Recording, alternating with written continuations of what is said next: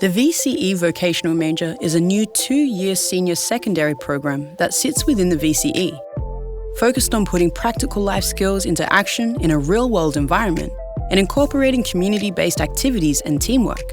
This program offers a pathway into apprenticeships, traineeships, further education, or directly into a job. You'll study at least 16 units over 2 years, including the core units of literacy, numeracy, work-related skills, and personal development skills. You'll also complete 180 hours of vocational education and training at Certificate 2 level.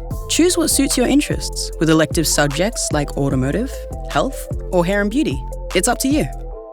You can also choose other VCE units like biology or business management, or gain credit through structured workplace learning recognition for on-the-job training or work placements. Assessments are made in class with no external examinations, apart from the General Achievement Test or any scored VET units you enroll in. The VCE Vocational Major develops a range of work-related and personal everyday skills you'll need in life. It's a good option if you prefer practical learning and don't need an ATAR when you finish school. Talk to your careers practitioner to help choose a pathway that best suits you. Authorised by the Victorian Government, Melbourne.